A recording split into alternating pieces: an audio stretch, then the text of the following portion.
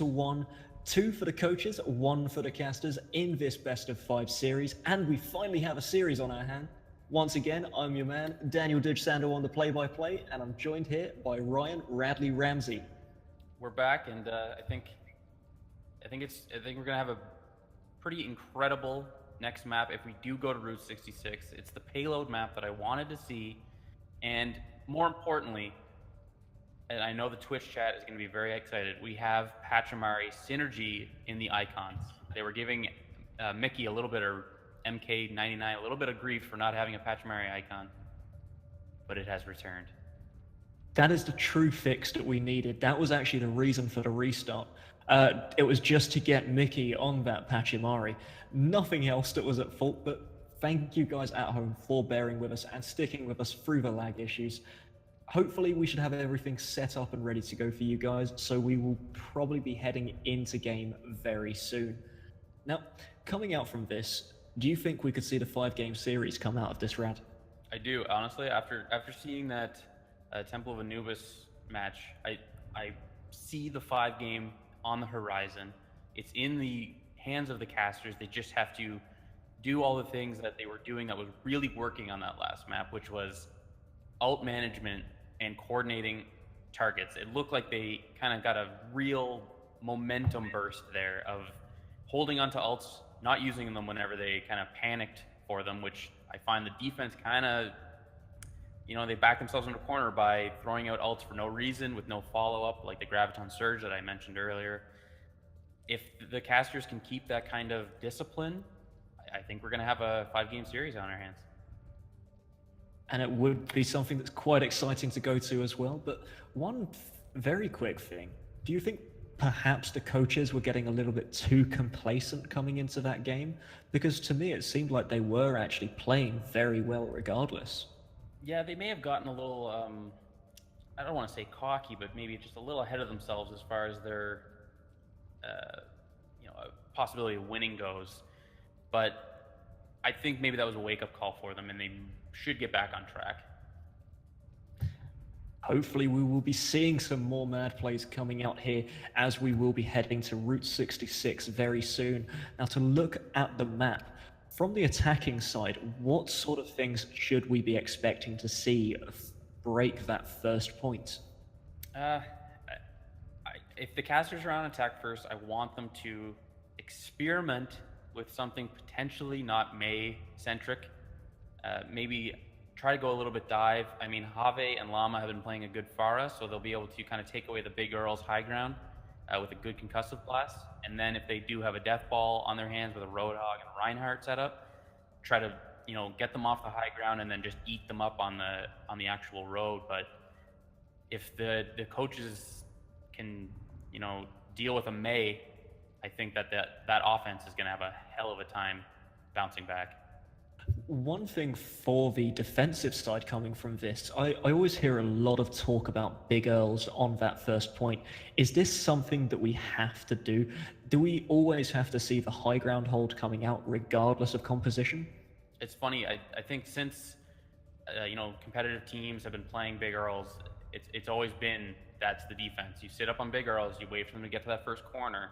But in the last month or so, with a lot of NA teams like Selfless kind of showing you that aggression that you can have, I've seen a lot more teams try to hold right up at those first train cars, and it can cause a lot of confusion, and you can build a lot of ult charge, and worst case scenario, you lose a team fight. The cart can only move so far by the time your whole team can get grouped, and then you get a second defense anyways, instead of giving them that whole corner as a free push before you engage on them. So I want to see the defense try something different and try to be right up on them, because I think the coaches, when they've been pressured, is whenever the casters have had the most success, when they're kind of in their face, making the decision for the coach team to either engage or back off. Whereas I think where they fell short in the first maps was that the casters were on their back foot the whole time, letting the coaches dictate the rate of play. I do love this point as well, playing on expectations, because we see that quite often as across all esports titles, once something becomes meta, you'll often find that people will try and find something to counter that. And usually playing the meta will also open you up to new possibilities and also new counters. One of the things that I did see quite recently actually was the tunnel hold, and that was absolutely incredible. Managed to get the full team kill from the tunnel as everyone death balls out whilst everybody's on the road, and then suddenly you've just thrown the enemy team into disarray. Yeah, and I've, especially on Route 66, I've seen a lot of good Sombra play on defense. I think she's an underrated hero for defense. You tend to see her a lot more on offense because she can, you know, kind of cause some confusion and control the health packs a little bit. But on defense, especially against a dive comp who is going to rely on finding those health packs because they're not with their healers, because that's not their job. They have to be out there diving on targets. If you can control the health packs, you can control the dive comp essentially where they can and can't go. They have to stay in sightlines of an Ana if they're running an Ana, or they have to get back to their Lucio Zen to be able to get healed. And if they don't have those health packs, they don't have health, you kill them, you win. That's definitely one way to kill somebody, taking all of their health from them. It is shockingly successful. I like the point about sightlines as well. Something on Route 66, which is quite different because you do have such a curvy road that when you are coming into this, you have to bear in mind those sightlines change all the time. But we could be seeing the coaches coming into this with a new, fresh set of identities and thus a new, fresh set of synergy, as they've all gone with the edgy Illidan Storm Rage profile picture. And I think that's going to be their game changer. That's their, in Canada, their TSN turning point, where they're going to turn this thing around. But, you know, I think Route 66 works to a lot of verticality heroes, where, you know, HaVee, just there you go. HaVee's on that Pharah. I think that's going to be a big impact here. And of course, we will be. They're going for more dive heroes. Dive with Mei. I think this may be the first time I've ever seen dive with Mei, and I like it.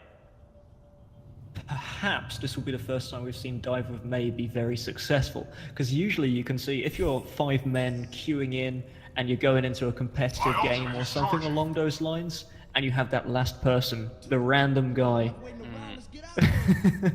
I've had that happen before. Absolutely. But of course oh, it's always the Hanzo. But I did agree last game that I'm going to stop with the Hanzo hate, and we are going to be seeing also from the healing side, we're actually seeing the Mercy come back into this. So the attackers perhaps thinking as they're going in that they will have that opportunity at a second team fight. It's a good idea to get the pharmacy combo going, but look what they're going into. They're going into a diva and a soldier, which is tough for pharmacy to break through.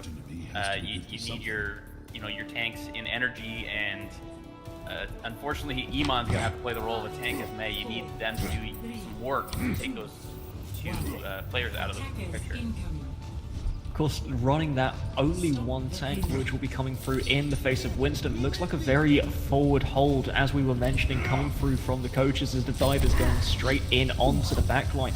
Got everybody flying around. This is very difficult to keep track of, and Jesus, if Spider-Man can keep track of this, then I credit him more than anything, because everything is going astray. Eman does get 2 kills for himself, but Dovahkiin tries to get 1 as well. Looks like EnergyBeing has managed to get his own 2 kills, and this payload will start to push forward, but Sasshiburi is going to be forced off of the side here, as it looks like he's going to have to back away and just keep that Diva mech up and available. HaVee now switching over onto the Soldier 76, and that's Sasshiburi going to dive himself off the edge and going to get that respawn through.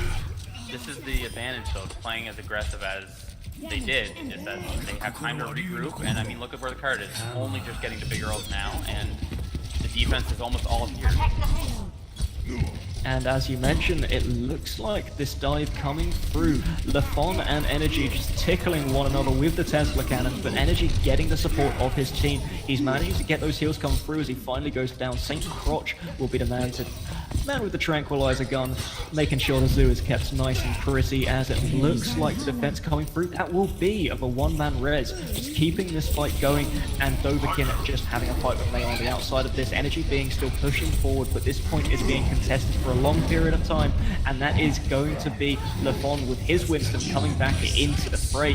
Dovahkiin now trading alongside and HaVee here, as it looks like Energy with the 8th ultimate, just trying to make some space, trying to get this payload forward, but this is just a non-stop team fight here.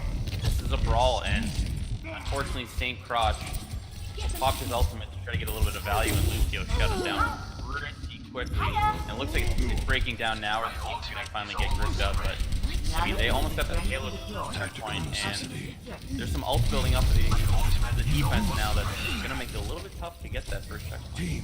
Heal up here. And once again, we only have 1 minute and 40 left. That's a long time for that first fight, and it was continuous fighting as well. There was no breaks.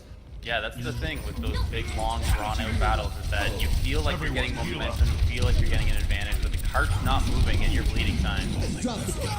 And time is being bled, and we just missed it, but this is going to be a full team wipe coming out from the aggressors as HaVee manages to use that Soldier 76 ultimate to just kill everyone off. Yeah, Brilliant work coming through. The easiest way to win a team fight, just kill everybody. I mean, just everyone get on HaVee's back, and we'll carry this to the next checkpoint.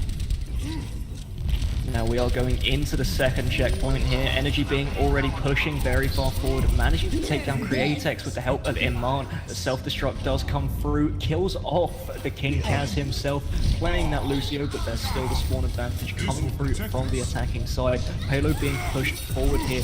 Gryphix gonna be taking down Eman, and HaVee straighten off with a Crotch, but Dovahkiin gonna be diving into the backline, using that Dragonblade to try and find his picks, but that's gonna be EnergyBeing pushing him away, managing to bully out the ulting Genji, which we don't see very often. EnergyBeing gets the second kill there, and it looks like Sasshiburi once again with that Diva just sticking on the payload and trying to sustain the hold for as long as possible. They bled so much time off the clock, and that payload did not move. So great work from Sasshiburi on the Diva, just holding that payload in place, and just they fought around the payload so it couldn't move. It was a great play from defense. Still, we have the attacking side playing very aggressively, pushing up to the next point and trying to make sure that any respawns coming through are going to be delayed. Get any inch we can onto that payload, as it looks like the trades are still coming in the favor of the casters here. EnergyBeing still pushing forward through the tunnel section, and Lama going to follow up to that, killing off Createx, and this will be a very easy point to take off the second point. I don't know where this team came from. This is not the same team we saw in the first two matches. They are, first of all, making this May work so effectively with the Winston and the Genji. They seem to be using the May as a dive character, playing on the front lines, just picking up heroes piece by piece. It's working fantastic. And I mean, they have the time to show for it. They have 3 minutes for the last section, which is a lot, especially having that May control in these really tight hallways. One thing we do have to look, it seems like the defensive side of the coaches just don't really know what they're able to do. They're always split apart, but now they're going to start coordinating those ults together. That's going to be the nano visor coming through from Saint Crotch. Doesn't manage to take anyone down just yet as he kills off HaVee in the backline, pushing forward through, still here as it looks like two Winstons killing one another in the backline. This is going to be an 8 brawl, and this will be, on the looks of it, a successful hold as Createx takes down EnergyBeing, but one more ultimate coming down from May, and this will be the Graviton Surge to try and sustain the defense once again. Still trades coming through across the board, as it looks like both teams want to carry this brawl into the final hallway here, and the payload is going to be secured once again, pushing up to the end of the map. Unfortunately, another Graviton Surge gets kind of thrown out there with no follow-up, and what happened, they throw it into a blizzard. So anyone who can't do follow-up is already, frozen in an ice block and gets headshot by Satan herself, man. And just because we missed it, Dovahkiin did try to use his ultimate on Genji there, but that was countered almost instantly by the Transcendence. Not going to be able to manage anything tact-wise, and now does come down though, freeing up HaVee. Gryphix going to be the first man to be taken down. Looks like Energy's going to be joining him as Lama also using his ultimate, and that is going to be the payload push. And the map completed from the casters. That's a tremendous push from the casters. A minute 42 left. I mean, everything worked for them there. They, even when they were down people, they still engaged in a, you know, a 4v5 or a 4v6, and they were coming out on top. It seemed like the defense was just in disarray that whole time. As soon as they kind of bounced them off the first push, the defense fell back and never got their footing again. And here we go. It's 3 points captured and a minute 42 left, and you have the coaches getting set up to try to beat that time. Do you think that possibly the fact that the team composition coming out from the casters was so unconventional, it maybe has taken them by surprise here? It's true. I mean, and like to the point that you said earlier of the, you know, the meta picks and people knowing kind of like what competitive play should look like. Whenever you come up against something that it doesn't look like, you don't know how to react. You don't know what the, like, what's the counter to Winston, Genji, Mei. You're not used to seeing that, so you don't know necessarily how to play with it, especially when you have players, you know, with the high SR who are used to, you know, the standard 2-2-2 or their standard triple tank kind of comps. When they come up against something weird, it can throw them for a loop, and that's exactly what we just saw, I think. Speaking of weird, we're going to be seeing Dovahkiin once again using that Hanzo. I did breathe out a little bit of a sigh whilst seeing it, but we do have Sasshiburi playing the Zarya as well, something to combo that pick. From the defensive side, looks like we're going to be having HaVee on a Bastion though. I like it. I think the Bastion's a good call because if they get that Bastion in a position where it's going to be a surprise for that Winston that dives in, that Winston's going to dive in with a bubble from Sasshiburi, but then it's going to get melted because that Bastion is going to tear it apart. So it's interesting to see lafon on the Winston instead of the Zarya from the last map, and Sasshiburi's taking up the Zarya pick. So we'll see if they can kind of coordinate together with Dovahkiin a little bit better to get that ultimate combo. Still sticking to the Mei as well, as that's been very successful so far. Looks like first corner is going to be succeeded, as Big Earls will be the site for our first hold. HaVee just trying to sustain those bullets, getting as much damage down, chip away at people before they come in, but this will be the monkey diving in, taken down instantly, as you mentioned, lafon going straight out, but HaVee taken down in response. EnergyBeing does drop down to try and find some picks of his own, but Sasshiburi is going to be the one aggressed on, getting boots away now. Saint Crotch running around the backside, getting the high ground for himself and trying to find these picks, as it looks like the coaches have finally got themselves back together here, pushing in very aggressively. That's going to be one skill arrow that did not hit as lafon finishes the job for him. Monkey showing the archer how it's done. Yeah, the Bastion pick was good, except for the part where Energy's shield gets burned down and then you have nothing. I think for that Bastion pick to work, you have to have a secondary option. You need to have a Zarya bubble, you need to have a Winston bubble, something to protect them for that moment where the shield gets regenerated. And the shield went down, the Bionate came in, and then it was, you know, HaVee switching to soldier as he respawned. And this will be Eman taken down as he tries to buy some more time, but once again we are seeing from the attacking side that they are managing to just completely destroy the defenses and keep them in disarray. 5 minutes still left on the clock here for the coaches. Looks like the defense is set up. They had the time to do it. Eman is unfortunately on that long spawn, so they're going to catch up. Doesn't look like they're moving at the moment, but the aggression from the offense is going to punish them. I've got you in my And the offense is coming through thick and fast here as Dovahkiin uses that skill arrow to finally get himself a kill. Saint Crotch, however, going to be using the nano visor, but that will be the Mercy getting the res out. And Dovahkiin with 2 kills on that dweeb snake, the double snakes. I completely forget the ultimate name, but however, that's still one. We do still have the attacking side of the coaches just pushing this payload quite freely here whilst the rest of the team clean up. That looked like a, you know, a frustration ult from Dovahkiin where, you know, they had done all that work, Mercy rezzed it, so he said, Sasha, don't worry about our combo, I'm gonna kill them all. And he killed 2 for definite with 1 headshot coming out at the end of it. Looks like we're going to be having lafon just pushing forward now. He's using that primal rage to buy some more space in the front line as the payload is being pushed forward. Looks like Eman going to be using that stall tactic once again. Rest of the team trying to back him up here as he's going to be left alone on the payload. Wall is down, ice block is down. Lama coming in on the Genji gets the first kill, but lafon kills off the Mei. Saint Crotch coming in now, trying to get as much damage down, and he does manage to wipe up the rest of that team fight as we are going to the final point with 5 minutes left. And it's a lot of time, but I mean, this part of the map is to play into Eman's Mei play so much better than the rest of it has. So they may have a lot of time, but the defense has a lot of stall and a lot of control ability here. They may have a lot of time indeed, as I didn't even do that on purpose. Face palm myself as the defense are holding it very nicely. We've got to see that Mei also does have the Blizzard available to her here. I just hope she doesn't use it, just, you know, solo ulting somebody.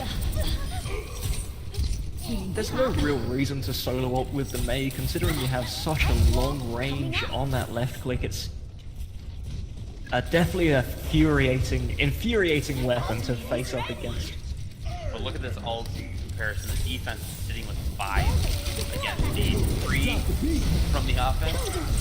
And one of those offensive ults is going to be used, but Takfly is now coming down from HaVee, trying to find as many picks as he can here. Eman does manage to pick off 1 as well. Dobakin probably is going to have to switch out of that hand zone, not doing too much work here as Createx is the last man to be taken down. But Saint Crotch does try to equalize a little bit, gets 1 kill of his own, but that does not deter the rest of the attackers as they're coming straight back in. EnergyBeing does have this shield line well established, but this will be the Nano Blade. First kill already taken down, going to be purpled up, but gets the second kill alongside that massive shield. Dobakin going to be the center of aggression next here as Llama's trying to face off with the brothers. The Shimada brothers are going at it, and that will be a huge charge from EnergyBeing, who finishes off this defense with 2 kills of his own. And I just want to shout out to, you know, Mickey99 for great healing and just putting a little bit of extra damage into the offense there. I was watching the Reinhardt's health pool as he was out there swinging and fighting amongst 2 or 3 of the attackers, and he didn't go down maybe 100 health at any point there. And one of the things that we do have to see as we're going into this pause, Mickey making that difference, also being very on point with his nanos, and with that one, he managed to get Lama into a position where he was able to do some work on the back end of that defense. And we do have a DC at the moment, but luckily I think it was St. Crotch who was on Soldier. I think he had just used his ult, so I think we should be we're not losing too much ultimate efficiency there, thankfully. Now, looking at this, we still have 3 minutes left. This is the point, as soon as the casters managed to cap this point, they also came in with 3 minutes. So we have to think that the coaches, as they're coming in with 3 ultimates, will have the advantage just as they're going to be taking this first hallway. Yeah, and luckily for the offense, I mean, the defense doesn't have anything to work with at the moment. So this is a really good time. They might not know it, obviously, but this is a really good time for them to capitalize on their ults. Sashi is almost at that graviton, and unfortunately the defense has been playing pretty tightly knit, so we could get a pretty quick team wipe. Definitely the case, as it looks like from the defensive side, the only person who's very close to ult at the second is EnergyBeing on that Reinhardt. St. Crotch has just joined the game once again, and it looks like we are going to be getting straight back into this. So many ults on that attacking side. We could be seeing the Graviton Dragon combo coming out from Zarya and from Hanzo. And I hope we do. I hope they don't do what they did in the last time and just kind of split them up, because Sasshiburi's follow-up with the grabs have been a little bit tough. It's going to work best with that actual Hanzo ultimate, the Dragon Strike. And if Createx can get a good Bionade in there, it'll be a pretty quick team wipe. Definitely going to be the case, and it's those ultimate combinations that we really do like to see coming in. If you can get the combination off, it makes your ults at least about 10 times more effective. And of course, if we do get to hit a team kill bell toll, It's going to be an incredible one to take a look at. We could also Lama see... being aggressive against his brother in Hanzo. Shimado Showdown has always been a great fight to watch. I really want to see a deflect of a Graviton Surge or of the arrow, which just before the dragon comes out of the arrow, as it looks like we've got lafon just jumping in, the rest of the team coming in to back him up. Now, the wall didn't really do anything there, as EnergyBeing going to be using the Earth Shatter to try and find some kills. 2 kills already taken in this as Mickey99 kills off the opposing Ana. That's going to be a sleep hitting onto lafon as well as Lama going to, and Mickey going to be doing the rest of the work with a very successful defense once again. This Ana has been unreal. I mean, that Primal Rage got just negated. He popped it, he was frozen. As he thawed, he was earth shattered. As he jumped outside, he was slept. That was great teamwork from the defense.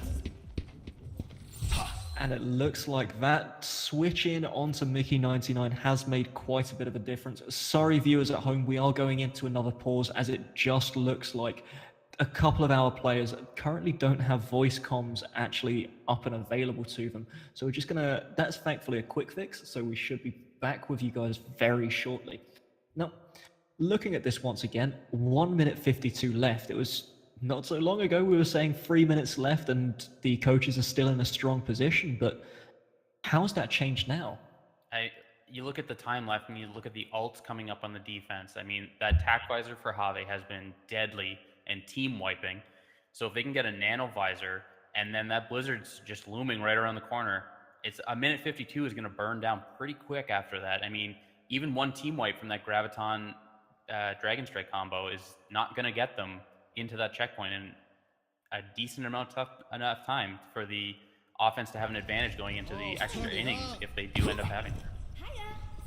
Could possibly be seeing the overtime push coming through as well. It's a position that teams don't really want to find themselves in, but Lama once again playing very aggressively as the push is coming through once again. Nano going down onto lafon here as the unstoppable monkey. Harambe returns and tries to get himself back in. Tack visor coming out from HaVee, but that's the Graviton Surge now going to be used with the Dragon combo. That's 1 kill taken out straight away, but Lama going to be trading those back in return. Sasshiburi does kill himself with a right click to the floor.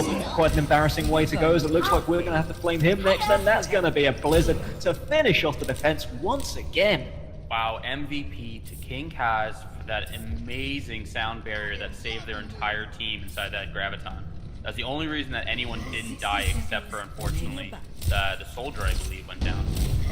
And Energy going to be using another Earth Shatter as he's charging this very quickly, gets 2 kills for himself. Harambe does come in on the backline, trying to create some space, but that's not going to be killing anyone as HaVee manages to return some damage down back onto the monkey, who's now going to be purpled up. Another brilliant play coming out from Mickey, and that is another, one more, again, successful hold from the casters.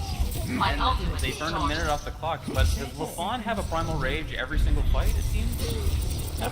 He's definitely charging it very quickly, and I mean, it's got the nano boost, so that makes a little bit more sense. Very easy to charge that ultimate as he's got bubbled and he's going to be jumping in on the backline again, but EnergyBeing going to be taking that as an advantage to get a kill of his own, and this is trading very messy at the second as 2 for 2 is going to be our scoreline, but that is healers actually going down from the side of the coaches. Sasshiburi and Dovakin are going to be trying to make up for whatever they can as the payload is going to be pushed in overtime now. The wall coming out from Eman, who's got to find himself in a nicer position, trying to aggress onto Dovakin, but it's Gryphix trying to find something himself. HaVee with another tack visor, going to be mostly shielded off by the monkey, but that's going to be HaVee now putting some damage in, and it looks like the casters are pushing this hyper aggressively. One more nano onto that monkey as he's going to jump around. He's going to try and find whatever he can. KingKaz gets a kill of his own. EnergyBeing gets a kill of his own, and this is Sasshiburi also on the back end of some punishment from that Reinhardt, going to be hammered into the ground as Dovakin uses the sword to get a kill of his own. This will be still messy across the board. Gryphix trying to find any contest that he can. Saint Crotch is going to kill 2.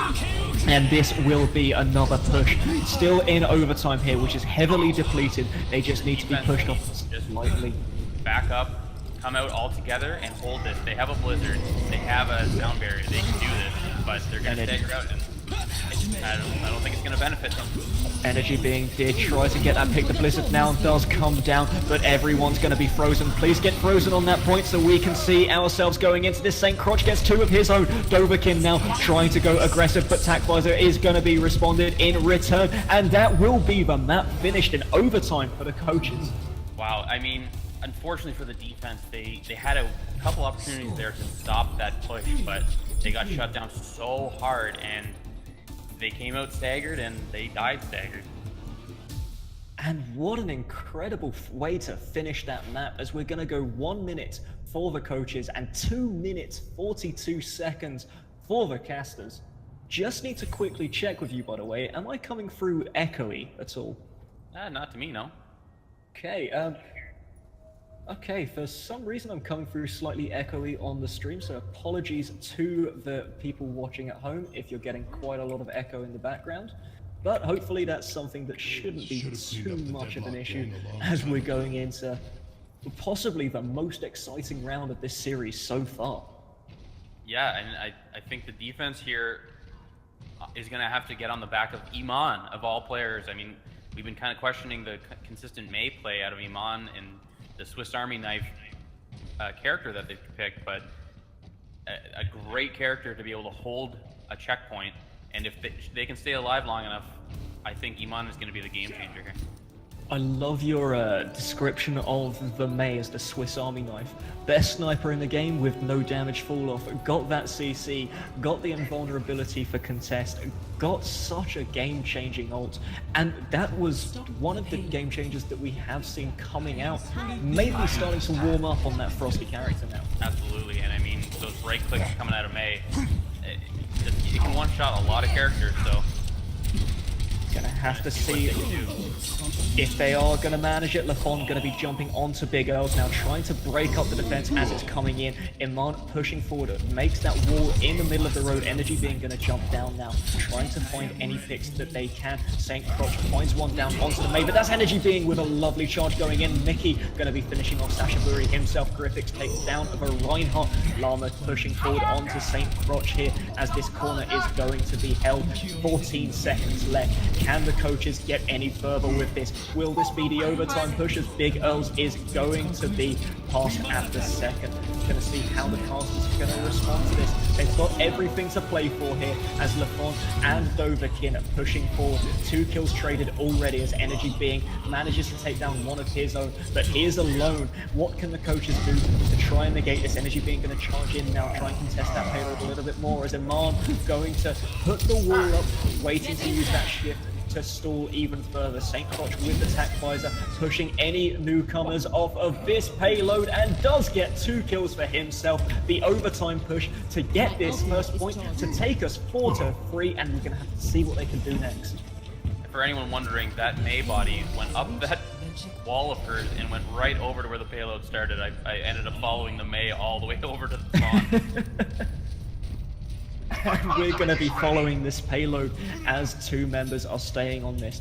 Bear in mind that overtime is depleted quite heavily here, so if anybody steps off of that payload for so much as a second, we could be seeing this as a pure loss. That's going to be the Mei Blizzard into the Earth Shatter. That's going to be a wall, and this will be HaVee with 3 kills of his own as we're pushing forward now. Lama going to get 2 kills of his, and this will be the contest coming through now. Pushed off, and that is 4-3 on the finish. Great way to keep their ults. They didn't waste any on the kind of last minute defense to put them into overtime. They held them for that point, and then they just blew everything in one shot, and there you go. They just have to cap the first point with a little bit of momentum. And this is turning out to be an incredible game so far. We have to bear in mind that the casters have a hell of a lot more time to go into this. So to buy for time, what can the coaches really do here to try and make sure that they buy as much time as possible? I think they need to switch something up. I don't think that the comp that they used in their last defense, they did have a hold. They had one good solid hold on that defense, but I don't think that they're going to get away with it, because it was kind of a pretty big brawl that took place, and then they ended up kind of eking out a victory on that fight.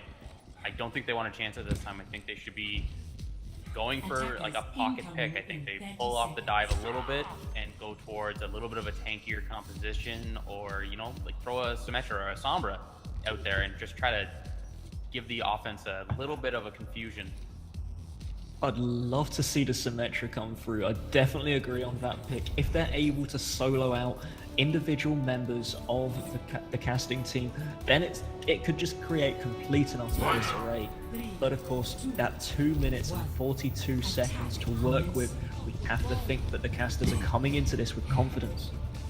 And they're doing that dive that they really pulled off on their first attack, and I think it's going to pay off for them. Let's see what happens. As they are jumping in, we're seeing the health bars go straight down as St. Crotch finishes off 2 kills. They've jumped straight onto the payload, and that's 3 kills for the Soldier 76. Eman going to be the only person left over as he goes purple, and Lafon trying to jump in, but Eman isn't going to be getting too much healing coming from the ice block, and there is the flying May as she goes once again to the moon. Dovahkiin and St. Crotch still finishing off with quite a... I'm sorry. Quite a bit program. Quite a bit of work going through. EnergyBeing going incredibly low here. Not going to be healed up just enough as St. Crotch and Dovahkiin still going to be this dive combo who are doing so much work. Lafon jumps through. Eman gets into the backline, but he cannot find any picks as he's soloed off himself. And they've burned off a minute already. I think what they need to do is have Eman go to this high ground where they're at, section off the Ana that is just sitting back and healing their entire team so that they can be this aggressive. And the aggression coming through once again. Break it down, going to be used from Gryphix, who's trying to find extra work to do for himself. Tac visor coming through from St. Crotch, kills the first member, second member, and that will be a third going down as KingKaz is going to be on the receiving end of a huge cannon from a beefy Russian lady, and another successful defense with only 1 minute left for the casters here. A poor llama left to fight for themselves. But the ults are building up on the offense. Hopefully they can use them to get the momentum. That card hasn't moved. Definitely not. 11.75 meters is the score so far. That's going to be the Blizzard coming through, but it's gone a little bit too far forward. Sasshiburi will be taken down, however, as Gryphix going to be next on the chopping block. HaVee using that tactical visor to the best of his ability, trying to find kills as EnergyBeing kills off Createx. We do have that payload pushing through the first corner, coming up to Big Earls now. I think Eman and Llama need to push forward and get some control on these respawns to get that card as far as they possibly can get, because they're going to be in overtime. They're going to be in the same situation that the defense was on, and they don't really have much to work with. They kind of blew everything they had. They're going to have a sound barrier coming up and a Dragonblade, but that's it. I love HaVee's position here. He's on the cliff side. He's trying to find picks as the defensive side are coming in, but Dragonblade going to be used by Llama. That will be a Graviton Surge completely whiffed as Mickey gets a kill of his own. HaVee still pushing this forward as it looks like we're going straight into overtime now. 3.3 meters left, and this is going to be the point. This is real. The reverse sweep could be coming through as the doors are starting to open. Can we see lafon? The offense has to push up and keep them away from this point as long as they can. Take out the tank and then... Oh, they've done it! Lafon got walled off by the May. Excellent pick, and that is going to be it. We are going to a game 5. Wow. Excellent, excellent kills going the way of the offense there, but I don't know what the Graviton Surge... that must have been a misclick. Sasha threw it like into empty space. And honestly, I'm incredibly shocked coming into this. I'm almost speechless, but speaking's my job here, so I can't really do that. I'm breathless. I can do that quite often, but we get to play the game from St. Crotch, the patron saint of crotches. I'd hate to think what the name would actually be. I'd hate to watch people pray to that saint, unfortunately. Let's hope that they don't have to kneel whilst praying, but as we're going to be going into Game 5, another fantastic game coming through from the casters.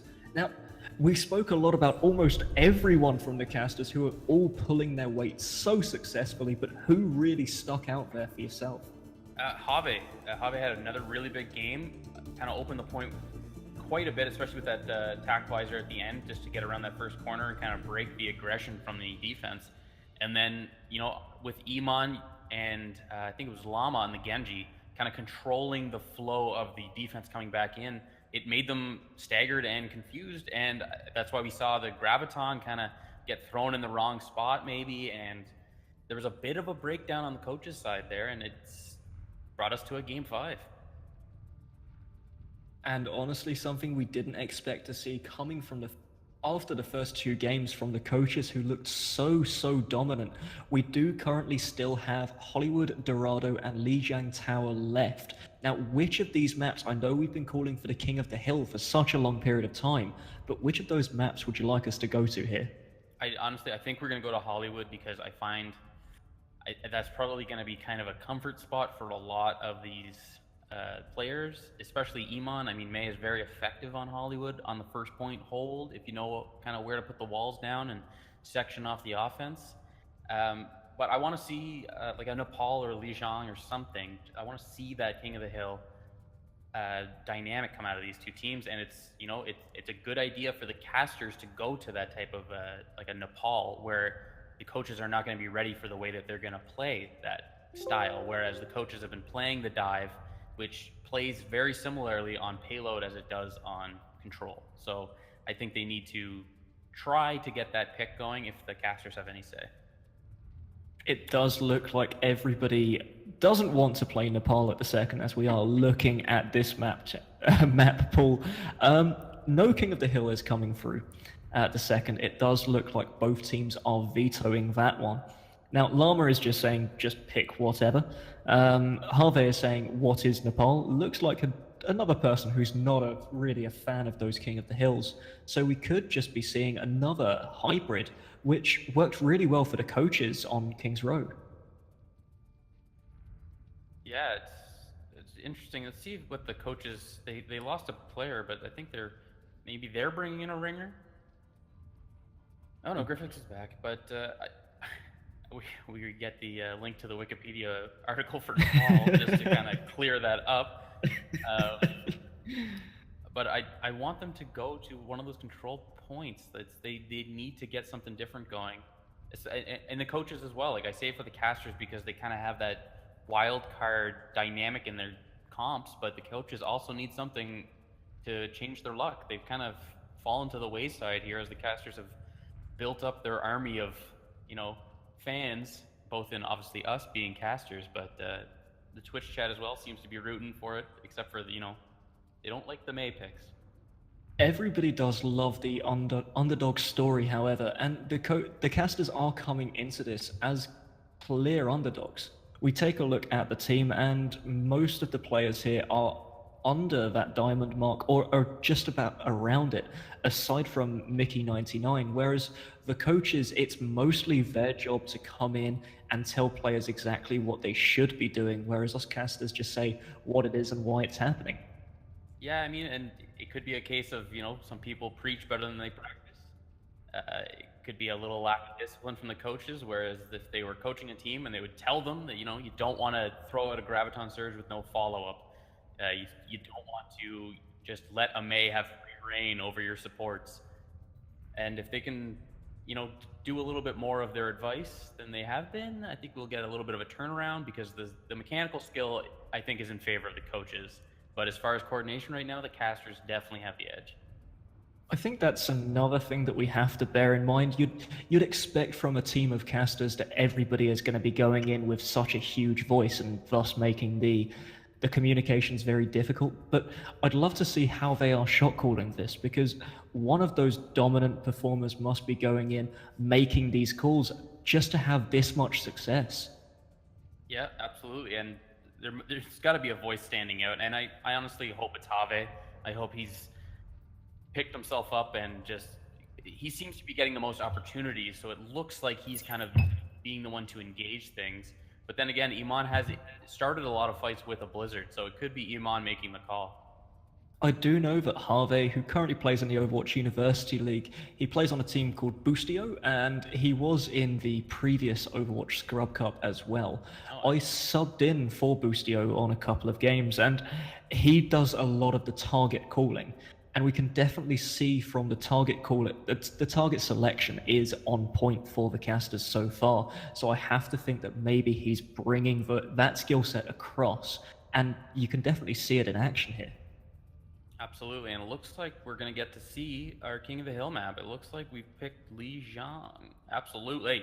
So we're going to see this new dynamic from the casters. I think Lijang kind of is a map that a couple of the stages on it kind of play into the coach's playstyle a little bit better than the casters, but we'll have to see what they can do with their kind of off-meta picks. Definitely, as you mentioned, free-stage map, and we will have to wait to see what we go on to first. I'd like to see Night Market just for the fact that we can see HaVee perhaps on the Pharah once again. It was an absolute pleasure to watch him on that beforehand, and perhaps even Garden for the Pharah. Yeah, I think HaVee's Pharah on Garden is really going to be a clutch pick.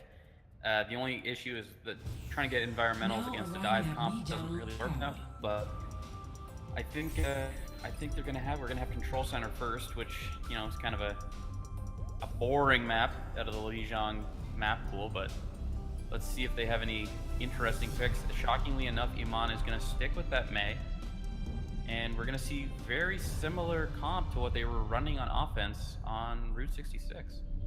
I actually quite think that Control Center is a good way to start this, because by all regards, Control Center is probably the most straightforward of the maps.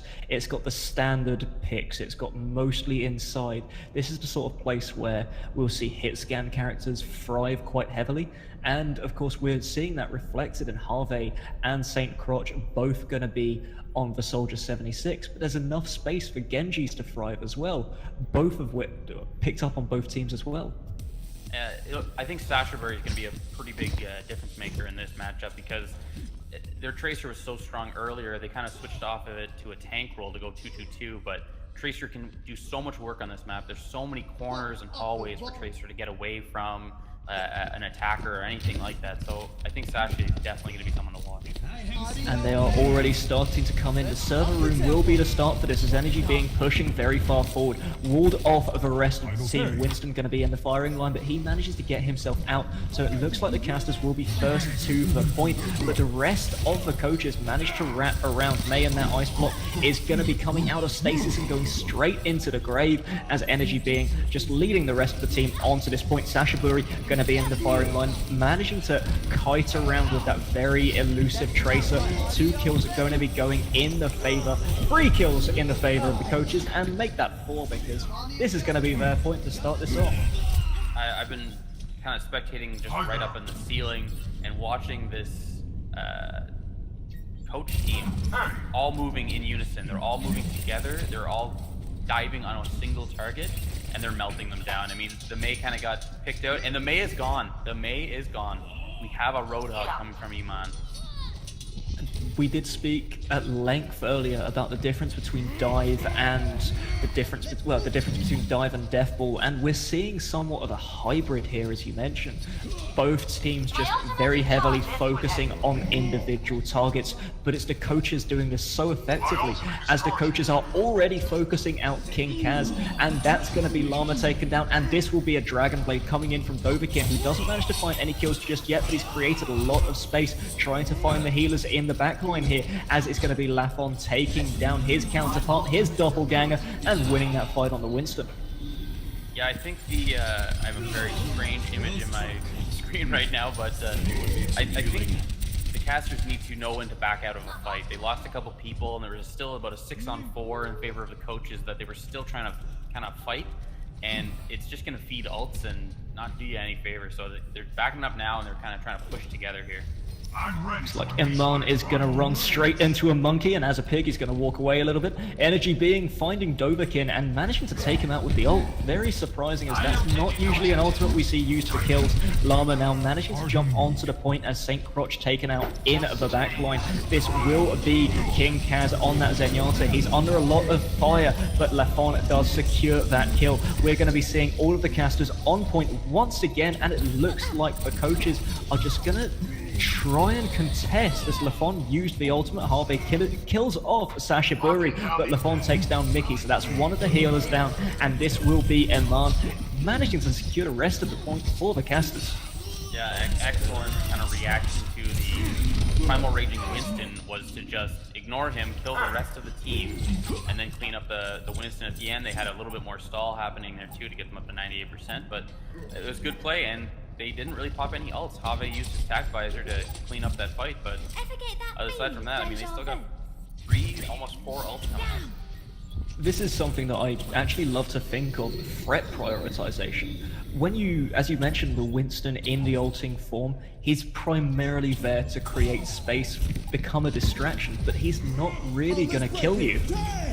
Absolutely, and it was good discipline for them to just ignore him and fight everyone else who was basically unprotected because they only have a solo tank. Lots of ults being popped here at the second, as it looks like that Transcendence does manage to secure the rest of the fight, but that's the counter Transcendence for both Genji ultimates, so a very straight 1-for-1 trade both times around here.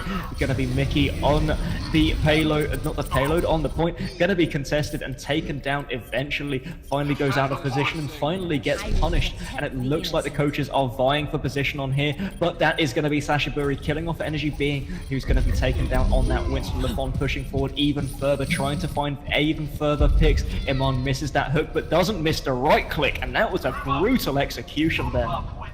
Yeah, and I mean, that fight started off looking very similar, even down to the point of the Primal Raging Winston killing the Zenyatta first. That's how the casters kind of took control of the point, except for the difference is that the coaches all kind of looked at the Primal Raging Winston and all started shooting at him, and they got picked off one by one.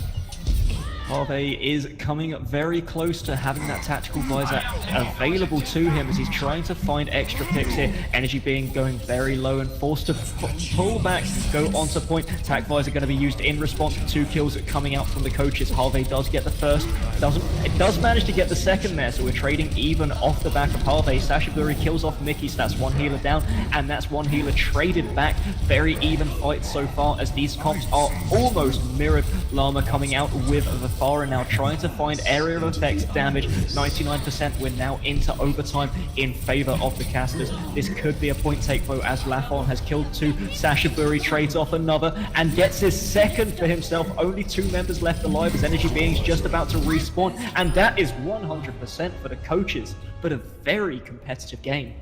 Very close, and I think closer than I was expecting compared to the first couple moments of that match where the coaches kind of took control and held on to control until they stumbled, and the casters kind of used that foothold to break it wide open, and then the coaches had to react to it. And again, Sasshiburi kind of made the difference there. They were cleaning up a lot of kills, putting in a lot of damage, and there you go. They split the point right at the end, and now it's a 1-0 lead for the coaches. And now we are going to be going over to Night Market, which is what we did call to have HaVee on the Farah, something he has straight away switched into, noticing what map we're on and what will be effective here. Yeah, and I think Eman sticking on the Roadhog wasn't, you know, making any huge plays, but definitely helping burn down that Winston's health pool quite quickly. And he's coming into this. I just noticed he's got Golden Roadhog gun. I thought he was just going to be maining that Mei all the way through this. EnergyBeing gets the first pick here. Doverkin trades that off onto Mickey, though, now focusing down that main healer who's coming in, and also taking out HaVee, Createx and Gryphix, doing some work of their own to make sure that they have priority on this point as the coaches take it straight away. If I'm the casters, I just want to back out of this. Let them have the point for a moment, get regrouped, and come at them all together, because that fight broke into 2 separate sections. And because of that, the Genji from the coach's Dohj was able to kill a Farah, of all people, and get a lot of work done because there was just too much separation, and I think that's really playing against the casters. Casters are getting a heavy foot in the door, however, as they've managed to get 3 kills coming into this fight, and it looks like 4 people straight onto the point. Eman manages to land that crucial hook to kill off Sasshiburi, and HaVee also killing off the monkey, so this will be the casters' point, 31% for coaches. Yeah, that Tracer kill looked like Tracer blinked into the hook somehow, like teleported right into his own death, but I don't like the Primal Rage coming out of Energy. I didn't notice his health pool, but it must have been a factor of, like, he was about to die, he had to pop the ult to survive, but now they're not going to have that to be able to create space on the point if they need it. But we are creating space on the high ground at the second as Dovahkiin is going to be ganked up on by HaVee and EnergyBeing. We've got control of the center here, so the market is in favor of the casters. That will be the pulse bomb going down and not managing to hit anything as Tracer going to be taken down by EnergyBeing. So we do still have the casters in control of this as they're pushing very aggressively forward, managing to get 2 kills. That's going to be a break it down coming through from Lucio just to make sure that the casters are able to back off, go back to point. But it looks like Eman looking for more, trying to find something, as that will be Saint Crotch getting a kill of his own onto KingKaz with those Helix rockets. Gryphix now going to be dropping the beat of his own, and Saint Crotch killing off members left, right and center. Lama trying to find what he can with the nano blade, but he's going to be killed off, and this will be the coach's point. Yeah, I mean, at first it looked like the casters were trying to focus down Dovahkiin and recognize him as a threat on the DPS. And then they let Dovahkiin respawn and walk right in and just rain down hell on their team, and they had no real answer to it. They popped the sound barrier before they needed to, and it cost them quite a bit. HaVee gonna try and use that ultimate to gain some more control here as Saint Crotch takes him straight out of the sky, and there's gonna be no justice on the weather forecast for today. But this is EnergyBeing coming in onto the point. Eman taken very low as well as Sasshiburi finishes off that kill. Lama kills off Createx, and now we've got a monkey jumping in. Puts the barrier behind him, not shielding anyone off there as lafon trying to just create space and become an annoyance. Sasshiburi having that fight. This will be both of the flankers just trying to kill each other off as HaVee taken down by the Tracer, and this will be points still in favor of the coaches. Yeah, the casters are kind of playing a disjointed offense here, and it's not working in their favor whatsoever. They need to kind of decide on a route to take, because they seem to be splitting up onto that lower ground and through the mid. And then they're getting picked apart by this dive offense that can very quickly shift gears. So putting it up a notch is EnergyBeing, who's jumping straight into the point, trying to create that space. Dovahkiin does trade off in the face of the big monkey bow, and that will be Dovahkiin using the ultimate alongside Saint Crotch. We're trying to hold this for the win from the coaches here, as it looks like Lama is going to also use the Dragonblade to try and find something, but that will be the sword fight, one for Lama. And it now looks like the casters are actually competing to get this point for themselves.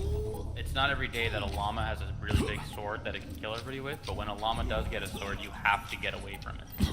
I'm just more surprised at Genji as a character. He's so powerful when he has that sword, but he has to hit people with shurikens before he remembers it's on his back. It's true. I mean, he keeps his hand on the short sword just to melee it, but whenever everything gets trimmed, he pulls out the really big one. Just like... Now we do have the Primal Rage coming out from lafon, trying to create that space once again, which is the aim of the game here. The caster's still sticking on the point, however. lafon trying to find something as Dovahkiin dives into the backline, trying to find the rest of the coaches, but Dovahkiin is the only person here now. Saint Crotch trying to get in as he edges through the door and gets killed off straight away from Eman, and Saint Crotch not going to be effective here as Gryphix going to be taken down by Mickey with the biotic grenade. Rocket barrage from HaVee will probably secure this though, as overtime is depleted and we still have a series on our hands. That was a great brawl at the end. I mean, I think the casters may have lost one person, and it all started with Mickey99 getting a couple picks and just being able to swing the point in their favor, and then it was just a trickle in from the side of the coaches that they just couldn't sustain it. And we even saw Createx switch to the Sombra just to quickly get back to point. Fortunately, the Faggot Elite Club, I'm pretty sure that's how it's pronounced, but he did say reverse sweep on control point and reverse sweep the match. There's no reverse sweep going to be coming through just yet, as the casters did manage to get a point of their own, keeping this very even and keeping our dreams of a series alive. I'm really hoping to see the next two rounds pay off dividends, because both of these teams have been fighting with everything over the last couple of rounds as we do head into Garden. Yeah, I mean, to have just a fun match like this come out to be a Game 5, you know, potentially we might see Game 5 map 5 on a control point, that would be great. And HaVee killed himself. We've been singing his praises perhaps a little too much, so we just need to play them again to get him back in the playing field. And it looks like this is going to be in favor of the coaches, as it looks like the caster's still trying to find something on the point, but that will be Sasshiburi killing off KingKaz. And now the stall coming through once again, as EnergyBeing does not want to let this point go, jumping back out, and that's going to be him taken out of the fight. Oh, we need a pause. Okay, so we do have another player. We are trying to pause. We lost somebody. There we go. There we go. So we do have the pause coming through because one of the casters has just dropped from the game once again. But taking a look at that first fight in general, do we think that really speaks dividends towards the coach's team comp and their ability to play these King of the Hill maps? I mean, it never helps that they started that fight up 6v5 because HaVee, had a little bit of a misstep and ended up taking himself down with a rocket. But it plays like once you have that 6v5, they're going to be so much stronger because they have that snowball effect of a dive comp where they can then just start, having their way with the other team. They can follow the Discord orb and just slowly pick them apart. And unfortunately, Eman disconnecting there. Now they're even going to be behind an ult charge as well. So I think this is going to be tough for the casters to kind of bounce back from this unfortunate shift in momentum. And momentum seems to be one of those things we're saying very often recently, just because of how swingy these games have been. You mentioned earlier about coming into this, which was supposed to be a very fun set. Not that we're not having fun, but I really didn't expect it to be this competitive. It's been really close and very, surprising, and it's absolutely been a great series so far. And I think we're kind of rewarding the viewers and ourselves for, just having a kind of quick pickup game against the coaches and the casters turn into this really great match. Of course, one of the other things that this does prove is just how good the Scrub Cup is going to be this year. Of course, this is just an exhibition match, just to quickly iron ourselves out, have a little bit of fun before the tournament does actually start. More news about that coming soon if you do follow the Twitter, as well as the fight beginning once again. Looks like the coach is pushing very heavily forward as they're going to be going over to the spawn of the casters. Eman going to be getting 2 kills of his own, however, as EnergyBeing just trying to out-monkey the monkey, and the doppelganger will be taken down by a llama. Saint Crotch jumping in, but going to be pushed away as EnergyBeing is going to be trying to use that ultimate very effectively, creating the space on the point, pushing everyone out, making sure that the rest of the team can now follow up. But this will be Sasshiburi becoming an absolute nuisance and a menace on that Tracer, getting lots of damage down for free. KingKaz now coming in to provide some extra healing to keep these tanks nice and topped off. Mickey forced to reposition back with his team as the Tracer was trying to aggress on him, but the rest of the team manages to successfully get that point. I'm glad to see HaVee switching to the Soldier, Telos, and Sesson, and I mean, he was playing Pharah and he got killed by a Pulse Bomb. Like, Tracer does not have that good of an arm to wing that up in the air. What are you doing on the ground, man?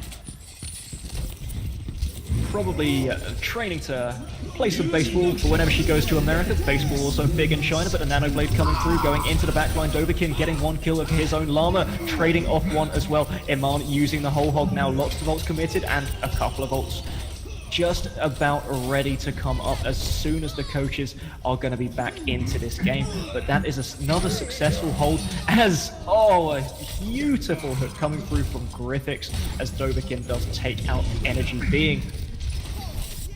That was pretty back and forth, and I'm honestly surprised the casters were able to hold on to that, because it looked like they were kind of pushed into a corner, and they managed to dig themselves out of it.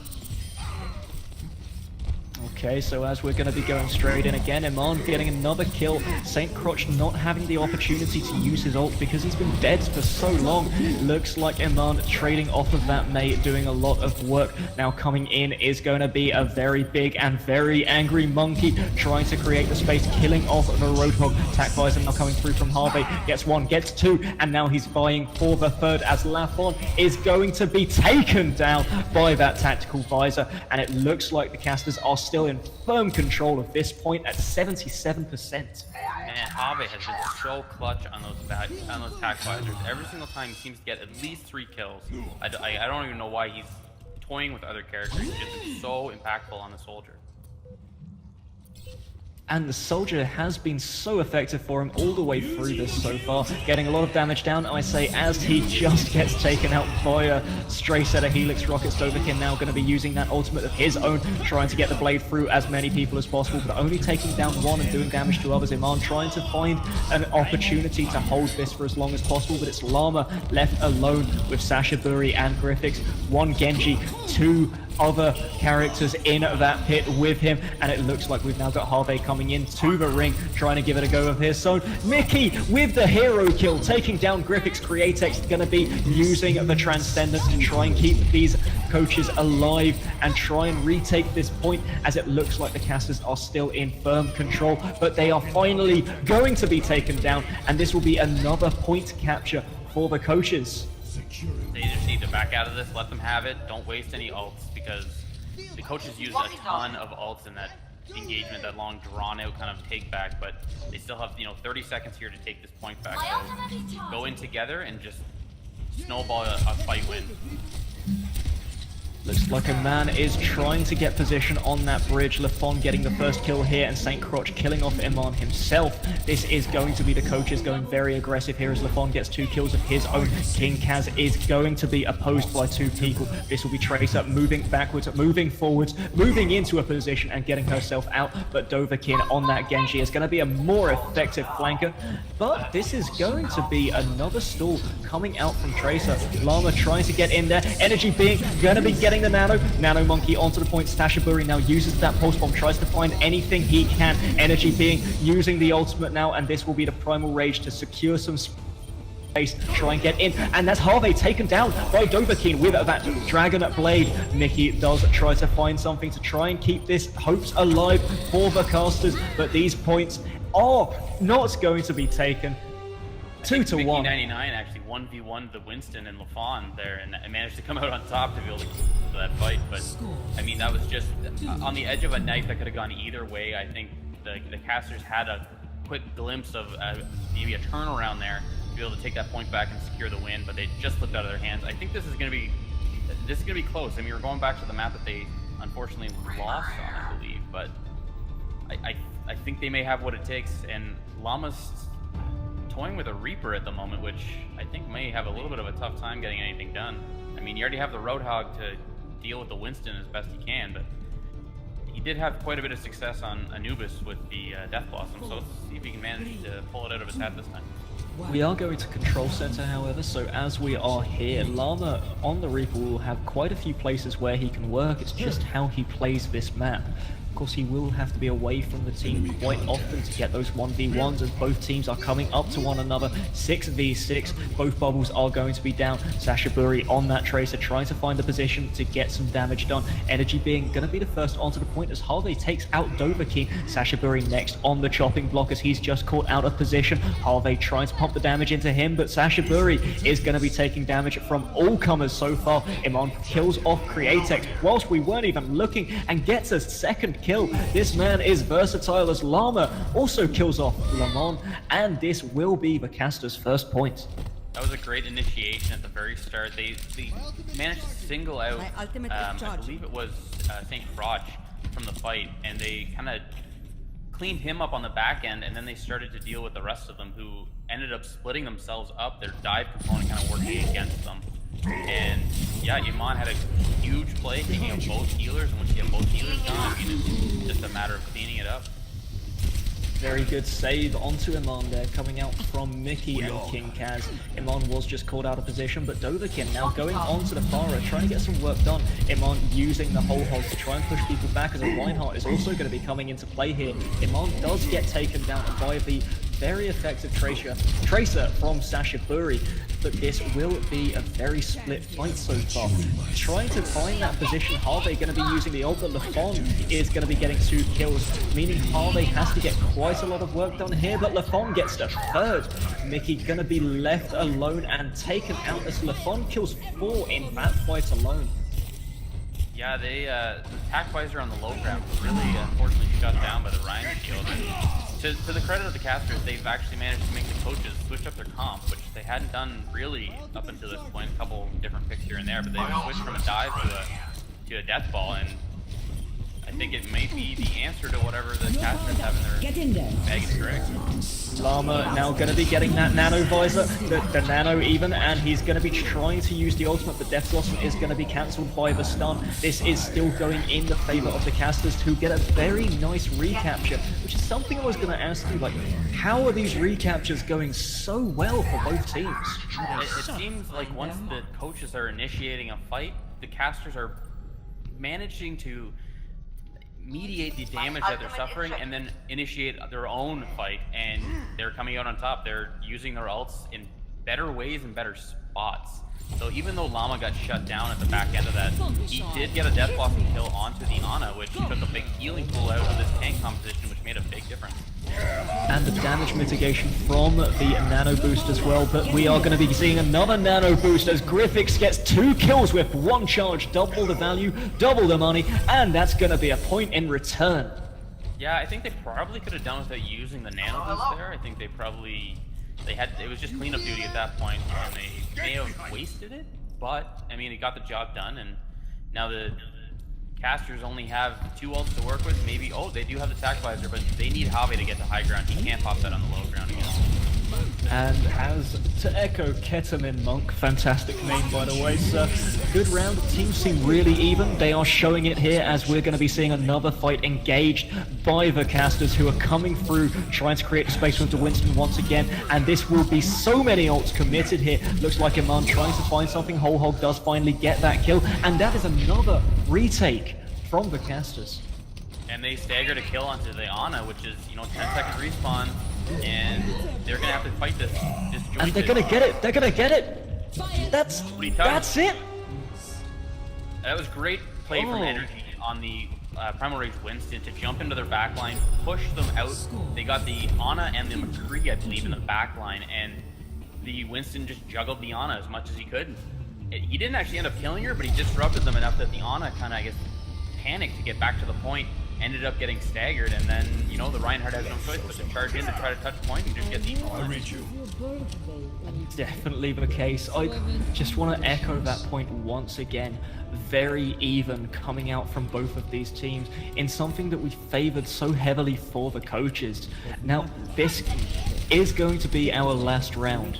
This is currently 2-2. Both teams really need to step this up, and I'm really hoping to see the best round of this entire series come out right here, right now. Yeah, I think we're going to get a bloodbath right out here in the middle. Both these teams have been pretty aggressive with their comps lately. And there you go, Eman gets the pick, and the casters are off to the right start. And now taking a look at HaVee, he's going to be aggressing and aggressed upon in the middle of this courtyard, as well as Dovahkiin is going to manage to take him down. Dovahkiin now switching over onto that Tracer, and it looks like Gryphix also going to get a kill of his own. This will be Eman just trying to heal up. He does get a kill as Crotch, Saint Crotch even, does kill off Eman. These trades are going so heavily even here, and this is 2 versus 3 on the point. Make that 1 versus 3. Make that 1 versus 3 once again, as it looks like the casters are trying to get in, but the coaches are going to secure this point first off. A good play from Energy to get out of that fight. I mean, it was 1v3, there's no way he was going to live with that, and all he would do is just feed ult charge into that Zarya, and that Zarya is already 70% ult, 81 now, so they're going to be a little bit of disadvantage for ult.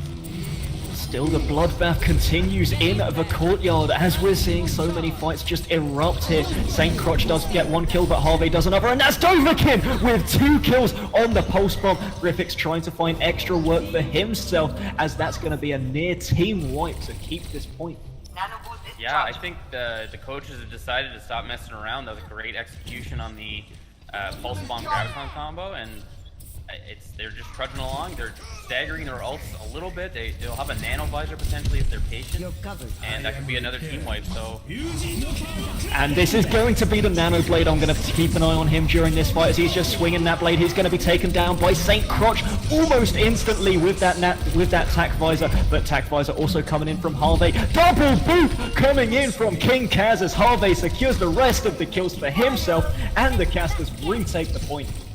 This is the beautiful thing that the casters have been consistently doing. They lose the person to begin with, so immediately out of the fight, the casters are down 5v6, and they're still winning a fight. They're re-engaging and taking it away from the coaches, which is, kudos to the casters for being able to pull that kind of thing off.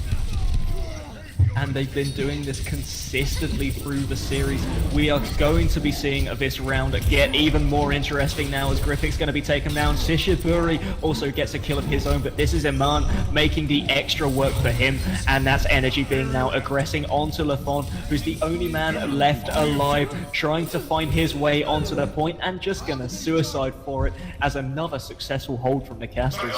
And I got to point out that who picked that fight up, KingKaz got picked off. So once again, casters are down 5-6. They still get the team fight win. So great plays coming out of them right now. And we're going to be seeing even more of that come through. It looks like a very even round so far, as 57-52 and counting currently, but that's a charge to start this off as Gryphix is going to be taken down by Mickey. Nano boost now onto lafon. That damage mitigation doing a lot of work so far, and that is going to be the graviton surge. 1 kill, 2 kill, 3 kills inside that point. Eman going to be last on this chopping block. He's going to be soloed out by everyone, who now just jumps straight back onto this point. That's going to be Lama trying to find something he can do, but really he just cannot do anything versus all 6 of the coaches. He got 10% out of that, so I mean, yeah, they're gonna lose the point. It was 6v1, but you got 10%. You're in one and done territory, so if the casters can get one pick, one team fight win, they might be able to pull this out. And we do have 3 ultimates to 3 so far. That's 3 ultimates to 2 now. Sasshiburi kills off KingKaz in his doppelganger. This will be 1 charge come through. Whole hog now on the backside, but this is still in favor of the coaches. Mickey tries to get whatever he can, but St. Crotch using his ult to finish off the rest of the casters. Looks like we've got one final push, one final chance for the casters to make it here. Eman needed to get out of that earlier. They staggered him. He's not going to be in this final overtime fight, which is really too bad. Dragonblade into the Lucio ultimate now. We've got to find something. Control point is going to be contested in overtime. HaVee using that game-changing Soldier 76 ult once again. Gets the first kill, but Crotch kills 2 without the ultimate. That's HaVee going to be taken down by St. Crotch himself, and this will be the whole hog. This will be the Nano Genji without the blade. What can he find? He can't find anything as he's pushed didn't even have off a chance to swing. the point, and that is game and the set to the coaches here. A tremendous matchup, and I mean, obviously the coaches kind of got a foothold there and never let it up, but that was great play coming out of the casters as well. Taking a look at Lama's play of the game here, we can see that's going to be an ult charged up. He's going to use it here, jumps in, and this was one of the things which really started to swing at that final hold. And such a great game coming out, 5-game series, and really stepping up from the casters. Great set overall. Absolutely, and we're going to try to get a chance to talk to one of the coach representatives who can give a quick interview and see how they did. But it was awesome. It was a great set of games, and I really, obviously at the start of this we were just assuming that it was going to be the coaches running away with it and not giving the casters an inch, and they gave the casters an inch. They took a mile, and we had a great set of games from it. And we did get our surprise factor coming in as well. We did, after the 2-0 at the very beginning, it looked like it was done, and then suddenly 3 games later we've had possibly the most competitive series I've seen from this level of Overwatch in such a long time. Yeah, and if it's any indication of what we're going to get out of the Scrub Cup, I'm super excited. This is my first time in the Scrub Cup, so I'm really looking forward to seeing what everyone has to offer.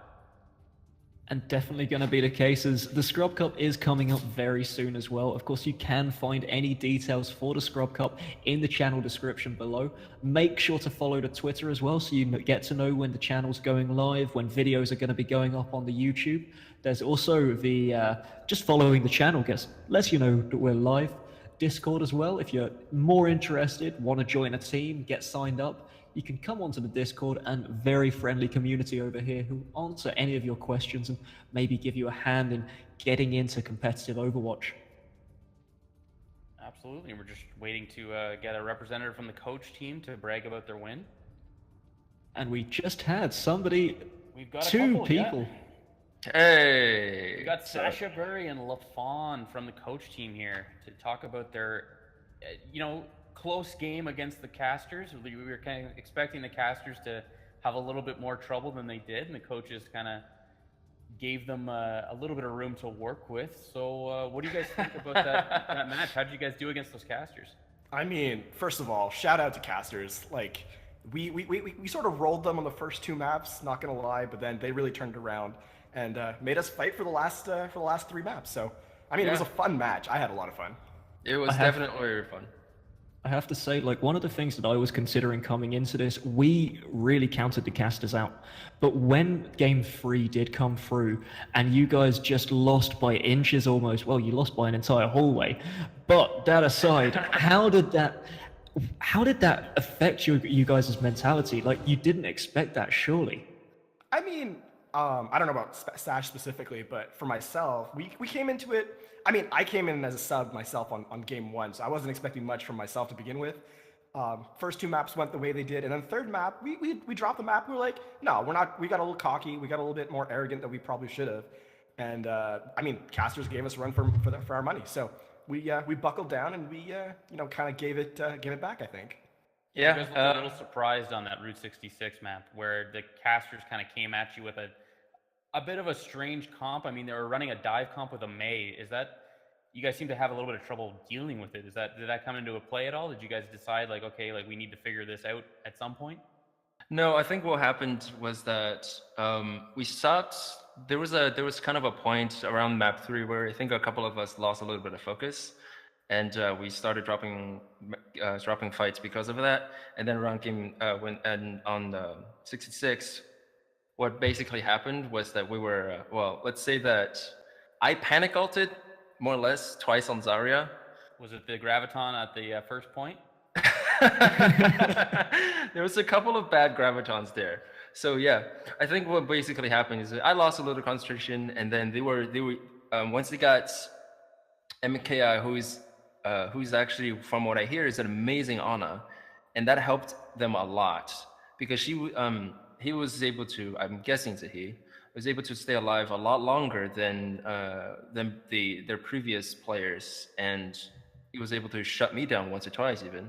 Yeah, I mean, that we noted the Ana play had taken a dramatic step on that Anubis map, where the healing and the bio grenades were really on point for that. And on Route 66, on their defense, there was a point where the Reinhardt of the enemy team for you guys, sorry, not your Reinhardt, but the other team, he was out there swinging, and his health didn't dip, below 100 HP at that entire time. So it definitely was an impact. Right. I noticed in the final map, though, you guys decided to kind of get away from the dive comp, and you went more traditional 2-2-2, and then finally onto the triple tank. Is that just something you guys decided, like, okay, we're going to win this. Let's stop messing around. Let's get the triple tank, and let's just, control this game. That was a bit of my call, actually. We switched over on, I believe, third point Lijang. So I think we were up, 2-1 or 2-0, either 2-0 or 2-1, and the point was in our favor. And we came out, with that dive comp, but they had both a Hog and a Reaper. So I made the call, like, no, we're just gonna get shredded if we keep going in like this. We're just gonna, gift fights away. We pulled out the double tank, or the 2-2-2, sort of to combat Reaper's effectiveness in sort of the large, or in the closer spaces where we had a little bit more room to move, or less room to move, I should say. And I sort of felt like with how our team was playing throughout the day, I mean, we were what, like 5 maps now? Um, we sort of got an idea of how we were going to shot call a little bit, or our shot calling got a little bit cleaner towards the end, even if the comms themselves were a little bit messy. So yeah, it was really just a pick on. I mean, Llama and Eman both there. I mean, Hog and Reaper, and I was playing Winston, and I found my health bar just going completely negative, especially with the great play from MKI. Is it MKI? I think. I think it's MKI. Yeah, on the Ana. Like when you've got a purple, when you're hit by that bio grenade, then you got a Reaper and a Hog in your face. It's tough to really play around that. Yeah, absolutely. And it looked like the Hog switch out from Eman from the May kind of gave them an edge for a little while, but obviously you guys were able to battle back and take control again. I'm gonna eventually ask HaVee from the other team this question as he comes on next.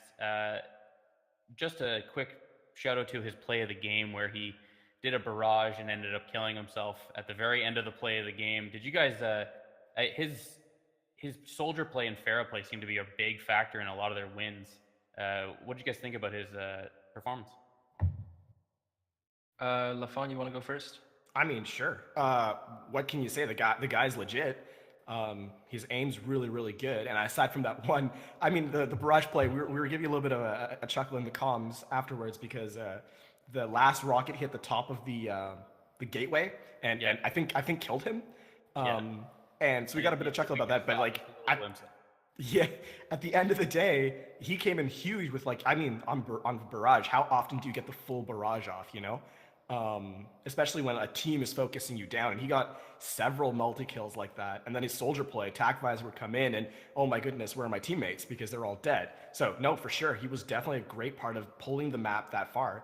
But a shout out to their entire team. I mean, you don't pull a map 5, you don't pull a best of 5 all the way to 5 on one player. Their whole team played really well. Yeah, absolutely. Yeah, sure. I mean, you guys definitely had more than enough moments of greatness. It was good to see, you know, there was a reasonable deficit in skill ratings, but it was a really close game, and there was a lot of big plays. I've got one final question for you guys, actually.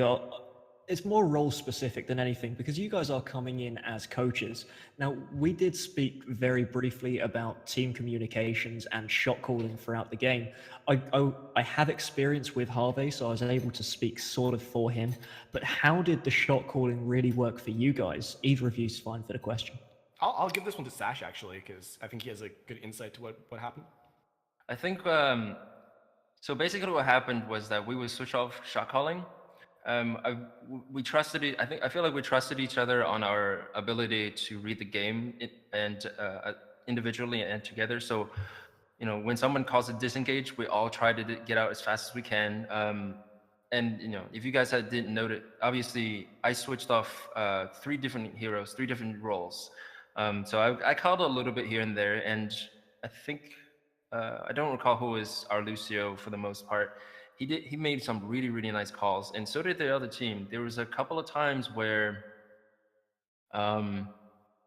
their barriers were so good that the only thing I could do on Tracer was try to negate as much of it as possible so that my team would live. And at the end, you know, the team play the team play was good enough that even without the sound barrier on, I think it was like half their team, they just wiped us. It was definitely some solid team play coming out from the casters, that's for sure, and obviously the coaches as well. Dan, do you have anything else to chat about, or do we want to try to bring HaVee in here to see what he thinks about killing himself so many times? Well, we did flame HaVee quite a bit, but honestly, really well played to you guys. Now, just a very quick one. So you guys are going to be going into coaching for this Scrub Cup tournament.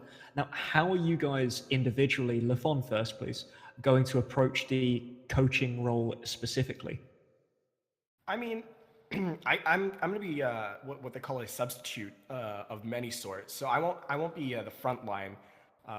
But when it comes to coaching specifically, you got to sort of figure out what the team needs first, right?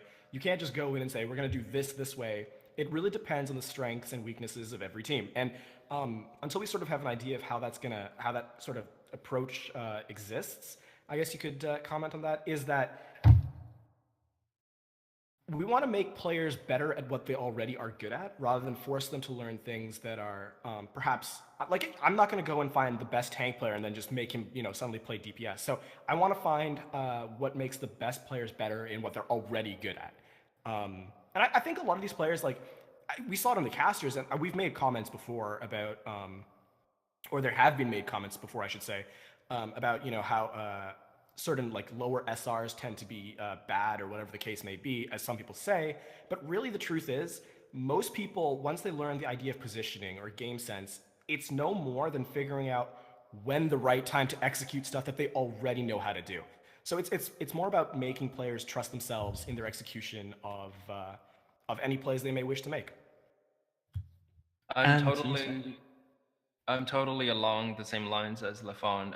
What I like to do, as someone who started more analyzing than coaching, is I like to look through my players' statistics as much as I can and try to figure out where I can slot players to something that might help the team structurally speaking. As someone who played in the Scrub Cup, I think it was the season 1 Scrub Cup, and have scrimmed with my own team about 100 hours or so, I noticed that in my experience, a lot of these solo queue players, they don't understand the structure of the team. So what I like to do is try to find the structure in their team that's more natural, and then just build the team individually from there on. That makes sense. You don't want to force a team comp onto a team that can't really either handle it or isn't comfortable on it, right? Exactly. And as Lafon said before, once you get those communication things down, calling out cooldowns, calling out when when your enemy team uses their important cooldowns, you just go in. That's just communications. Excellent. Well, thank you both for joining us here after the game as well, and for sticking around a little bit longer. That was Lafon and Sasshiburi, winners, and congratulations to them once again from the coaches' side. Next, we're going to quickly take a look at HaVee, who's going to be joining us very, very soon to have a chat about maybe killing himself a couple of times and being the MVP and the difference maker and the difference breaker for the casting side. So how are you doing, HaVee? I'm good, thank you, man. Okay, so first question for you going in, very interesting series coming out from you guys. You didn't really do too well in the first 2 games, which we've already spoke to Lafon and Sash about as well. But as soon as you guys got your mojo together and you got into game 3, it suddenly became very interesting. What changed for you guys? I honestly feel like we got a sub in that did a lot of work. He's one of Lama's friends. He was really good. I think it was just kind of, I don't know. I think he worked with the team better. Our sub before, I think, was actually in terms of mechanical skill just as good. But I think it's because he's more friendly with Lama that he worked with the Genji a lot better.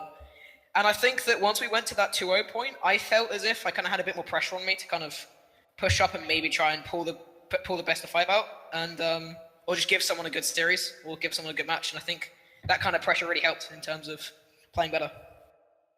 Now, HaVee, we noticed a couple times, and we may have drawn too much attention to it, your ability to take a simple rocket and kill yourself with it.